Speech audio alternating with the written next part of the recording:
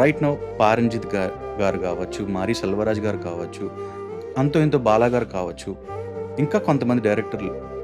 వీళ్ళు ఈ అప్రెషన్ అనే పరిస్థితుల్ని మన ఇండియాలో ఏదైతే కొన్ని వందల సంవత్సరాల నుంచి ఉన్న అణగారిన వర్గాలని చెప్పి క్రియేట్ చేయబడి సొసైటీలో ఉన్న ఇంబ్యాలెన్స్ని వాళ్ళు క్వశ్చన్ చేస్తూ ఎప్పటికప్పుడు సినిమాలు తీస్తూనే ఉన్నారు సార్.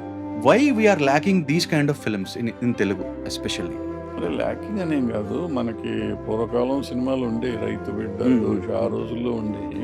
మీరు చెప్పే పారంజిత్ గారి సినిమాలు, అటువంటి సినిమాలన్నీ రియల్ లైఫ్కి దగ్గరగా ఉంటాయి.